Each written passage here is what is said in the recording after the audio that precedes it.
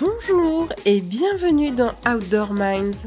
Le risque, c'est un danger éventuel, plus ou moins prévisible, qui peut causer un dommage. Nous n'avons pas tous la même tolérance au risque. Certains en ont une aversion profonde, d'autres s'y exposent avec délice. Je suis Armelle Solélac, serial entrepreneuse, investisseuse et double tour du mondiste. Pour cette 6e saison, nous allons explorer les ressorts de la prise de risque avec des athlètes, des entrepreneurs, des investisseurs et des personnalités inspirantes. Allez, c'est parti pour une nouvelle rencontre. Cet épisode d'Outdoor Minds vous est offert grâce au soutien d'Above & Beyond, le fonds d'investissement Early Stage, spécialiste des secteurs du tourisme, des sports et des loisirs. Bonjour! Aujourd'hui, nous avons le plaisir d'accueillir Geoffroy Bragadir, cofondateur de Ring Capital. Bonjour Geoffroy. Bonjour Armelle. Alors, est-ce qu'il y avait dans ton enfance des signes un peu précurseurs finalement de la tournure qu'a pris ensuite ta carrière professionnelle?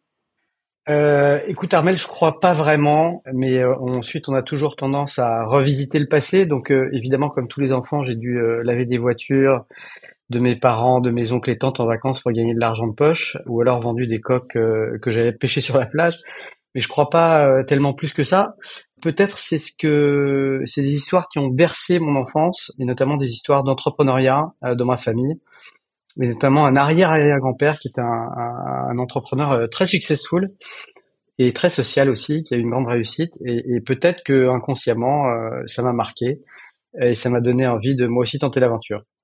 Alors, est-ce que tu peux nous raconter justement les grandes étapes de ton enfance jusqu'à aujourd'hui et nous présenter Ring Capital, bien sûr? Alors, de mon enfance, moi, j'ai eu la chance de naître et de grandir dans une famille plutôt aisée, aimante, avec 2 petits frères, avec qui je m'entends encore aujourd'hui très bien, des parents qui sont toujours en bonne santé.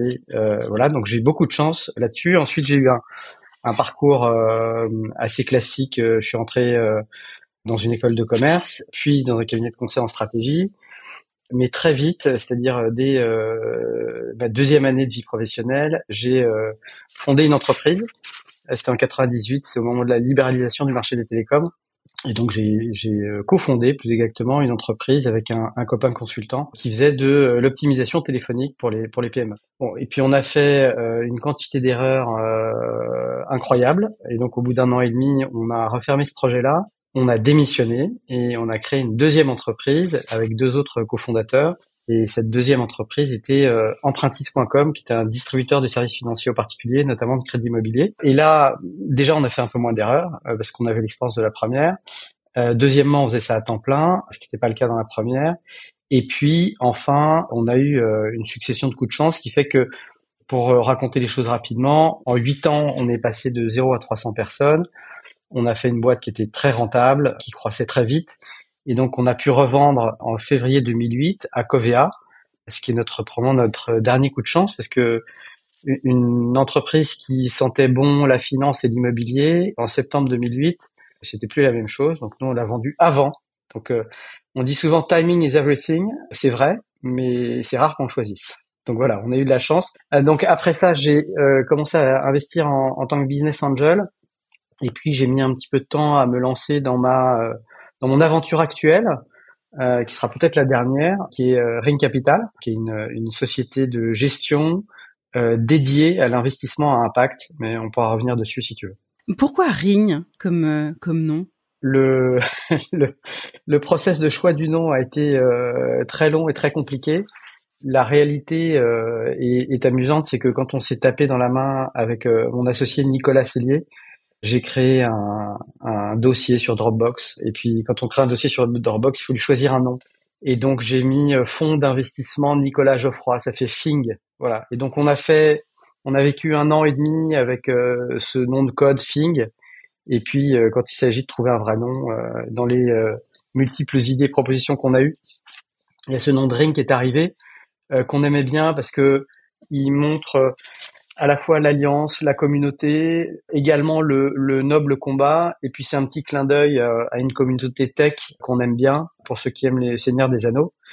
Et d'ailleurs, l'ensemble des salariés de Ring Capital peuvent avoir accès au capital de la société de gestion, via ce qu'on appelle une management company qui s'appelle Ring Fellowship. Donc, c'est la communauté de l'anneau. Voilà.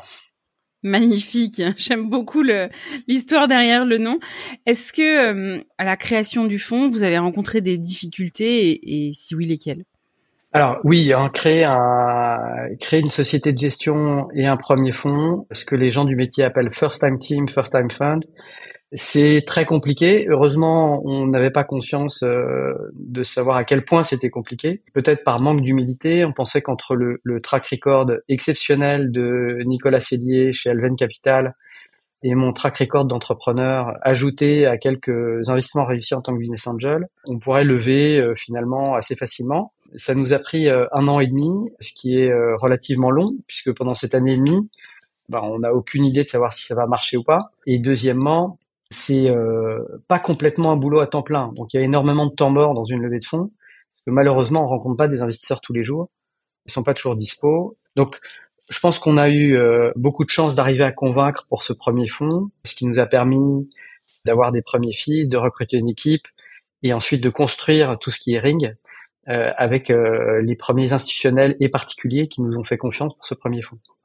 Récemment, je lisais une interview des fondateurs de Win qui disaient qu'il leur avait fallu 800 rendez-vous avec des potentiels LPs pour pouvoir lever leur premier fonds. Est-ce que tu dirais que vous étiez dans cet ordre-là au moment de cette toute première levée?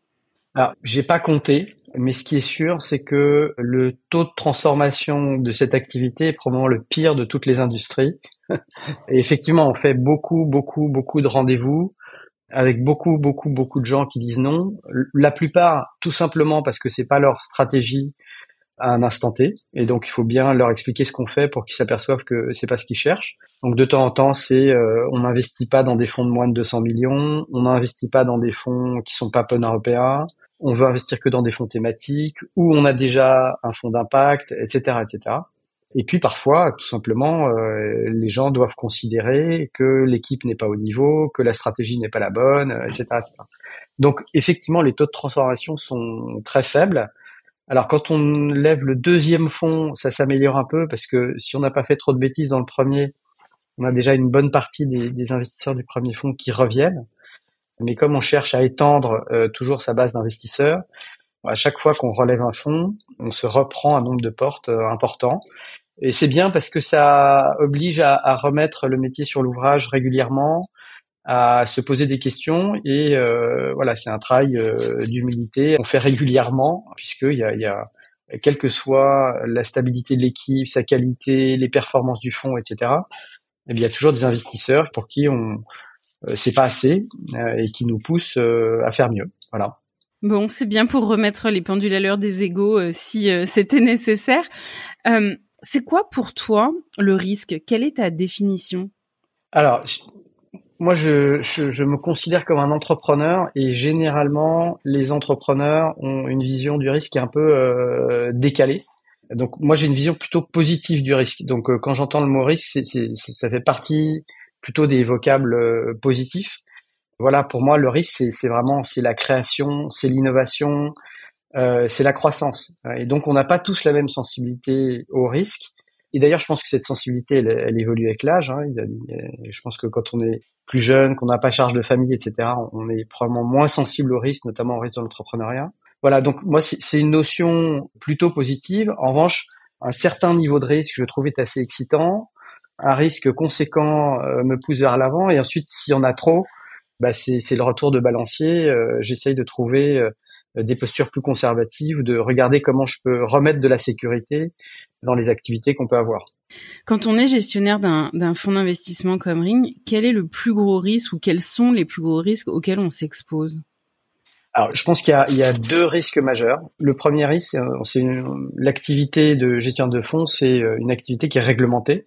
Le régulateur en France s'appelle l'AMF, l'Autorité des marchés financiers. Et le principal risque, c'est de déplaire aux gendarmes, parce qu'on a mal fait quelque chose, volontairement ou pas, et que le gendarme utilise sa batterie de sanctions qui est relativement large, qui va du rappel à la sanction financière et jusqu'au pénal, si on a mal fait les choses. Alors, normalement, quand on travaille bien, ce risque, on est capable de l'écarter, de le contrôler, parce que on s'occupe de la gestion des risques en permanence et on fait des contrôles internes périodiques et on se fait aider par l'extérieur pour avoir des contrôles spot sur un certain nombre de sujets. Ensuite, dans le métier proprement dit, je pense que le risque principal, c'est un risque d'image. On a un métier pour lequel l'image est extrêmement importante. Et en fait, ça se décline pour 3 publics. D'abord pour les investisseurs. Si on a des mauvaises performances et que les autres investisseurs commencent à savoir qu'on a des autres performances, on va pas pouvoir relever de nouveaux fonds. Ça se décline aussi au niveau des cibles. Nous, on a des sociétés qui viennent nous voir ou qu'on va chercher. Il y a toujours un moment où elles font leur propre due diligence sur les fonds qui leur parlent. Et donc, on a intérêt à ce que nos autres participations, les gens qui nous connaissent, etc., parlent en bien de nous. Et pour qu'ils parlent en bien de nous, il faut qu'on se comporte correctement. Et la troisième déclinaison, c'est auprès des salariés. Donc, pour bien recruter, on a intérêt à avoir une bonne image. Pour garder les salariés, on a intérêt à ce que ce soit pas qu'une image, mais que ça corresponde à la réalité. Voilà. Et pour donner un petit exemple là-dessus, un compliment hyper sympa que j'ai eu récemment d'une nouvelle salariée, c'est de dire quand j'ai passé les entretiens avec vous, je me suis renseigné, j'ai entendu plein de choses positives à votre sujet, et depuis que je suis arrivé, je m'aperçois que c'est encore mieux. Voilà. Donc c'est ça qu'il faut qu'on arrive à garder avec tous les publics auxquels on parle, investisseurs, entrepreneurs et salariés, futurs associés. Alors, tu l'as dit, avant d'être gestionnaire de fonds et surtout entrepreneur, quel est pour toi le plus gros risque que tu as pris en tant qu'entrepreneur et surtout, en fait, pourquoi est-ce que tu l'as pris? Je pense que le plus gros risque, c'est de m'être lancé. Moi, j'ai quitté un boulot où j'étais très bien payé, probablement trop bien payé. Je trouvais d'ailleurs que c'était un danger de s'enfermer là-dedans. On a divisé nos salaires par 4. Donc moi, heureusement, à ce moment-là, j'étais marié. Et ma femme faisait bouillir la marmite et l'a fait bouillir pendant au moins 2 ans et demi avant qu'on revienne à des salaires à peu près corrects. Voilà, ça c'était vraiment le plus gros risque, surtout qu'on se lançait complètement dans l'inconnu, dans des métiers qu'on connaissait pas, avec Internet qui démarrait. Voilà. Pourquoi est-ce qu'on l'a pris? Probablement, comme j'ai dit tout à l'heure, parce qu'on n'avait aucune conscience que tout ça c'était des risques et qu'on se disait dans le pire des cas, si ça va pas, on retournera bosser dans le conseil. Et c'est pas très grave. Ensuite, dans une société qui commence à se développer, on passe par des phases qui sont extrêmement risquées, qu'on choisit pas forcément. Mais typiquement, quand on a un premier client, ça veut dire que 100% de son chiffre d'affaires est fait avec une personne. Donc ça peut être un risque assez compliqué, que nous, on a vécu quand un client qui faisait 45% de notre marge a décidé d'arrêter de bosser avec nous et de pas payer les dernières factures. Et donc, ça veut dire que 3 semaines après, on mettait la clé sous la porte si on trouvait pas de solution. Voilà, donc on prend des risques consciemment et parfois il y en a d'autres qui vous tombent sur la tête dans le cours des choses. Si tu regardes la globalité de ton parcours, quelle a été selon toi ta plus grosse erreur et surtout, une fois de plus, qu'est-ce que tu en retiens?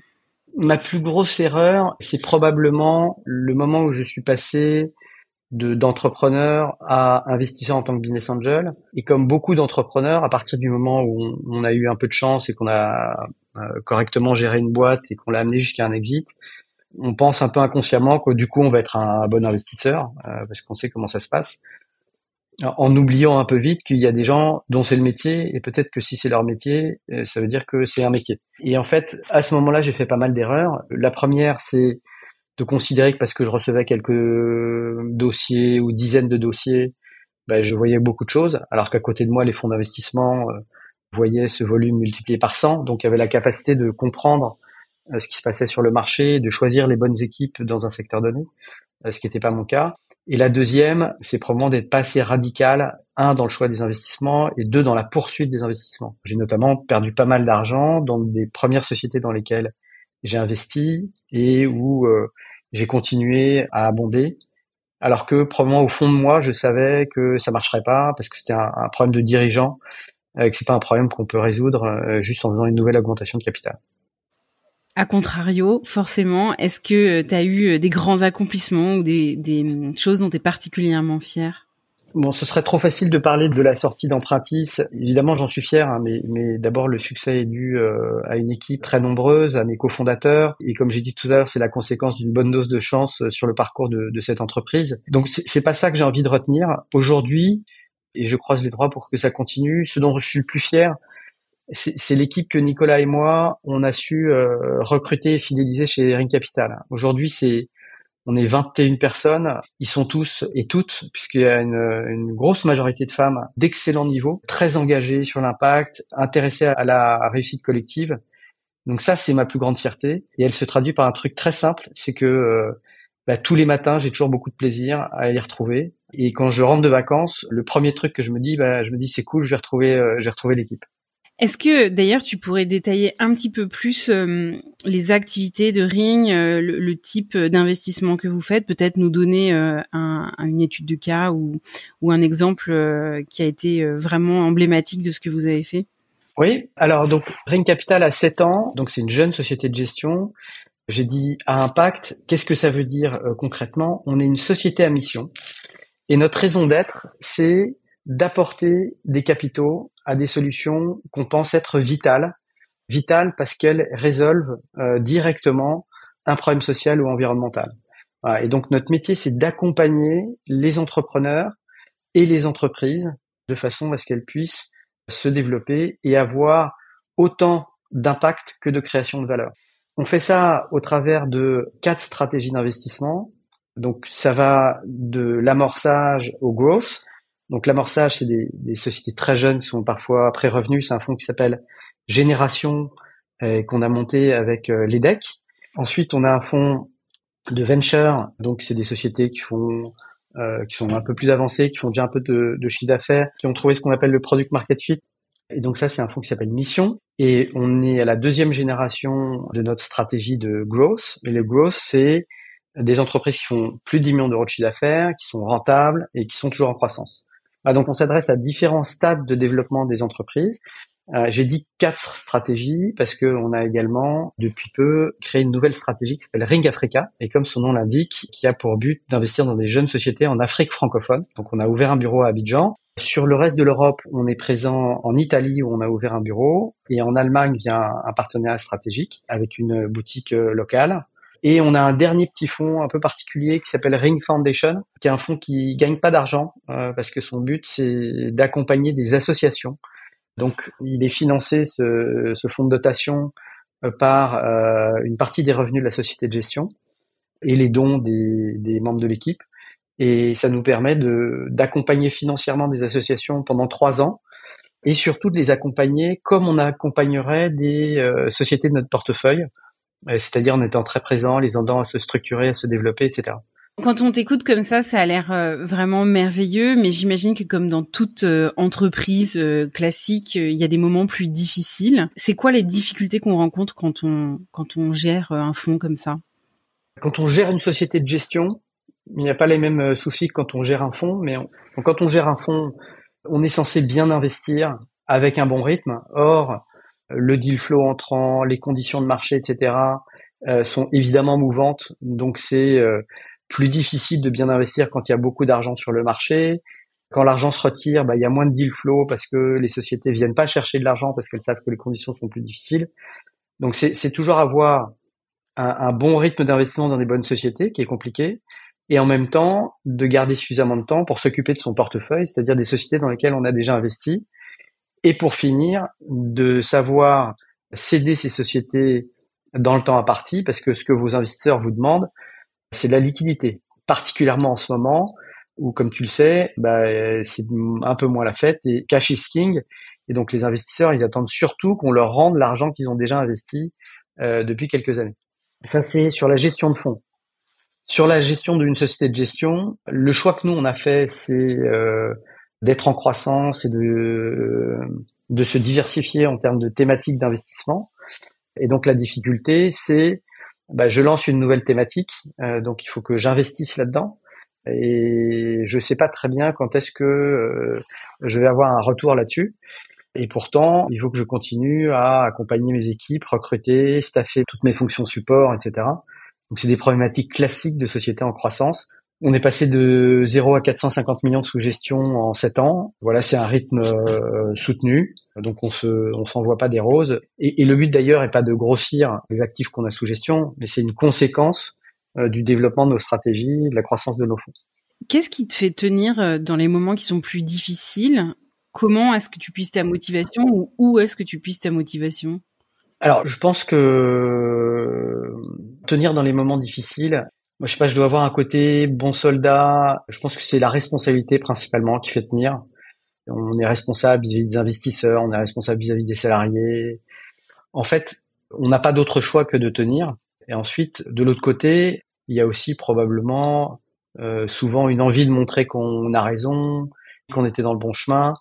Donc une sorte d'entêtement qui a probablement un trait de caractère assez propre aux entrepreneurs, de dire bah je tiens parce que je sais que ça va marcher.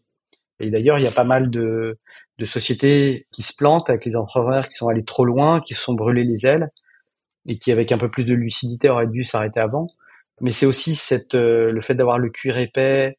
Il y avait un investisseur que j'aime beaucoup qui disait ce qui est bien chez un entrepreneur, c'est l'ADN du gnou. Et donc le gnou, c'est cet animal qui est capable de marcher dans le désert, ou en tout cas sans eau pendant beaucoup plus longtemps que les autres. Voilà, donc je pense que c'est les principales choses qui me font tenir. Et ensuite, les ressorts plus intimes, je fais ça notamment pour ma famille et pour investir dans la chose la plus précieuse qui sont nos enfants. On a 3 filles avec mon épouse. Et voilà, on trouve que le travailler, être capable de leur léguer quelque chose et des valeurs, c'est probablement la motivation première qui nous fait lever le matin. Si tu regardes la totalité de ta carrière, quel est le meilleur conseil qu'on t'ait donné?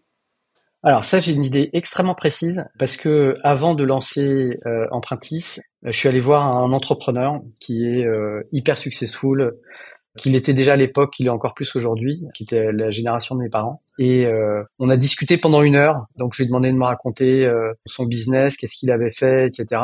Et puis à la fin, il m'a dit bon, je vais vous dire une chose. Soyez majoritaire et cash flow positif. Tout le reste, c'est de la littérature.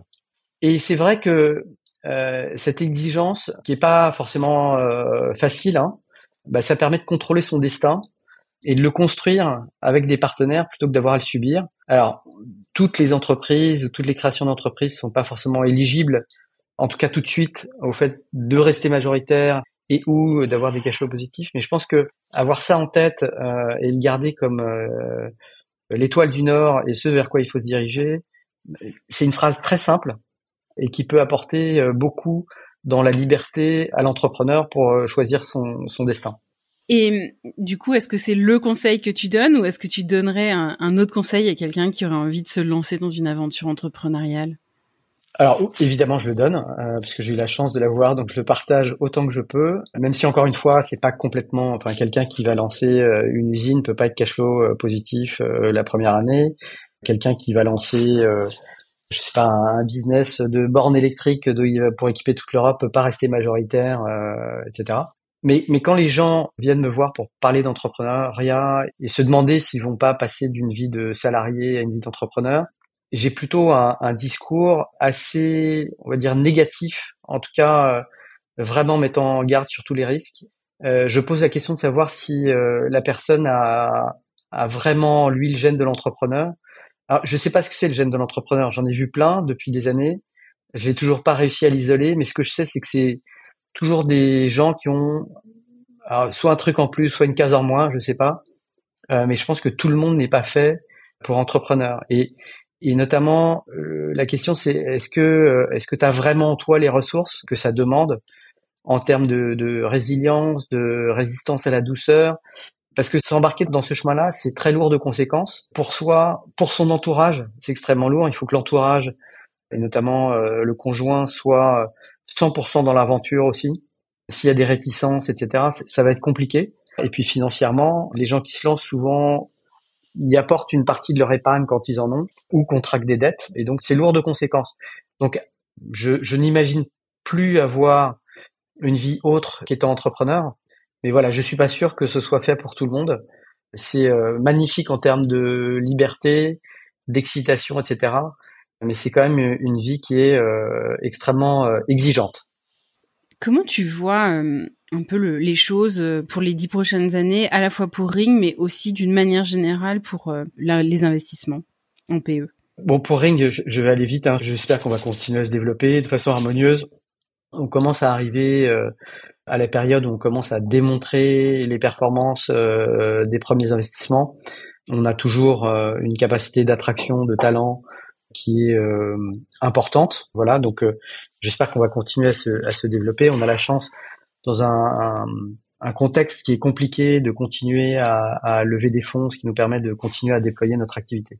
Ensuite, pour l'avenir du private equity, je pense qu'il y a deux choses importantes. La première, c'est que le private equity est en train de se démocratiser fortement en France et en Europe. On est extrêmement en retard sur les États-Unis.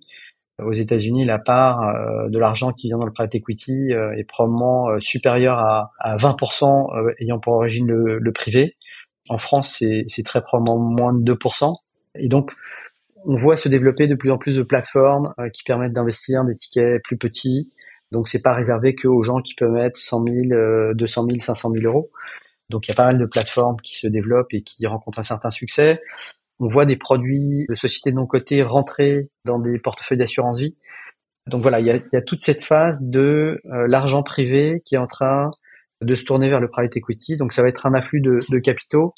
Alors est-ce que ça va grossir le gâteau ou est-ce que ça va compenser le retrait des institutionnels? Je sais pas, mais en tout cas, je pense qu'il faut être capable de parler à différents publics et plus seulement aux grands institutionnels, aussi aux familles, aux personnes aisées et aux particuliers via des outils comme l'assurance vie.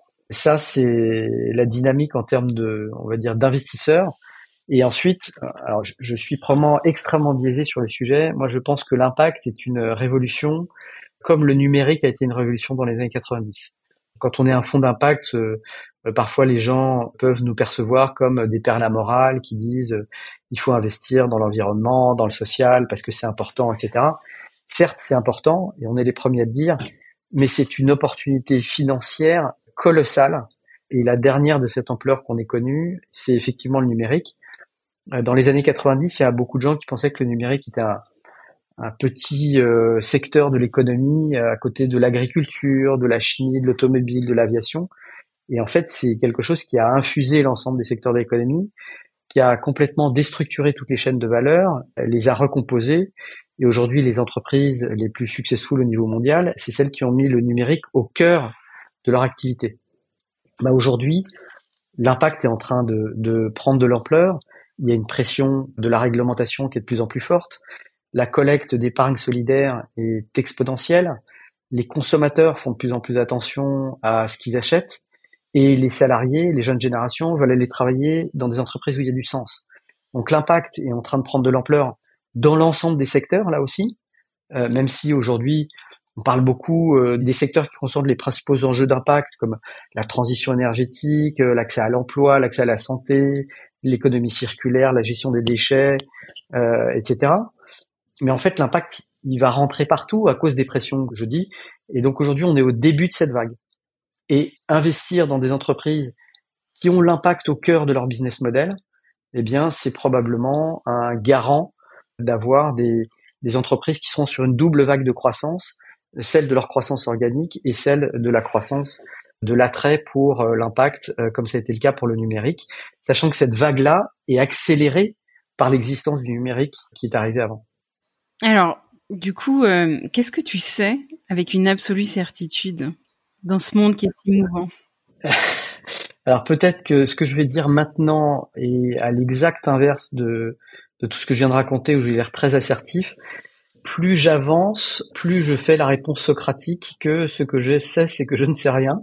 Là où on a une chance extraordinaire, c'est qu'on a de plus en plus d'outils qui nous permettent d'apprendre, ou en tout cas d'accéder à l'information de façon ultra rapide. Ça a commencé avec l'apparition du World Wide Web, qui nous permettait de consulter des documents écrits à droite à gauche. Maintenant, on en est à l'intelligence artificielle qui, pour le commun des mortels, peut répondre à des questions un peu plus complexes et qui, petit à petit, va devenir un interlocuteur et permettre d'apprendre. Mais même si on accumule du savoir au cours de la vie, on accumule surtout une angoisse face à l'abysse de tout le savoir qu'on n'a pas encore, ou qu'on n'aura jamais d'ailleurs. C'est tellement vrai. Alors, justement, pour compenser à dose homéopathique ce manque de savoir, est-ce que tu aurais un conseil de livre à lire ou de documentaire ou de film à regarder? Alors, je vais choisir livre parce que je pense que lire, c'est extrêmement important. Ça provoque la réflexion. C'est pas quelque chose qui est dans l'instantané, le donné, qui demande un petit peu d'effort. Et ça aide à structurer sa pensée. Et alors, contrairement à beaucoup de gens qui, quand on leur demande quel livre faut lire, citent des bouquins de management, moi je pense qu'il faut surtout lire des résumés de bouquins de management, mais pas des bouquins de management. Je vais te donner un de mes livres préférés qui est L'œuvre au noir de Marguerite Yourcenar, qui est un livre qui est extraordinairement bien écrit, bien tourné, dont l'action se situe au XVIe siècle, mais qui résonne de façon incroyable par rapport à plein de préoccupations modernes. Il aborde véritablement la notion d'humanisme et des thèmes qui reviennent un petit peu en force malheureusement en ce moment, comme la liberté de la pensée, la tolérance et la quête du savoir. Tu vois, tu me posais la question, qu'est-ce qu'on sait? Voilà, déjà Marguerite Yourcenar dans L'œuvre noire et son personnage principal s'est posé cette question de la quête du savoir. Merci beaucoup pour cette suggestion. J'ai cru l'espace d'un instant que tu pousserais le bouchon jusqu'à préposer le Seigneur des Anneaux, mais quand même pas. Ce sera ma dernière question. Quelle est la question que je t'ai pas posée et que tu aurais aimé que je te pose? Pas celle-là, en tout cas. Non, écoute, je ne sais pas. Il faudra que je réfléchisse longtemps pour savoir. Je suis pas venu pour délivrer un message, mais plutôt pour répondre à tes questions. Donc, je pense que ça va. Un grand merci, Geoffroy Bragadir, cofondateur de Ring Capital, d'avoir été notre invité aujourd'hui. Voici les 3 points clés à retenir de l'épisode. Le premier, chers entrepreneurs, c'est que pour réussir, soyez gnous.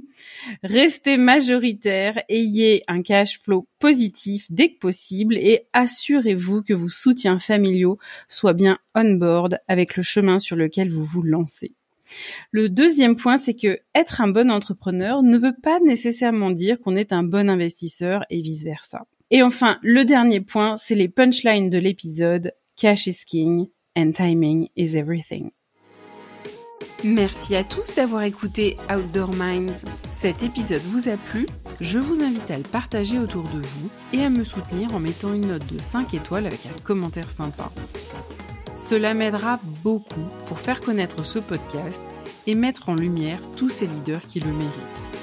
Vous voulez découvrir de nouvelles personnalités inspirantes? Alors je vous donne rendez-vous la semaine prochaine. À très vite sur Outdoor Minds.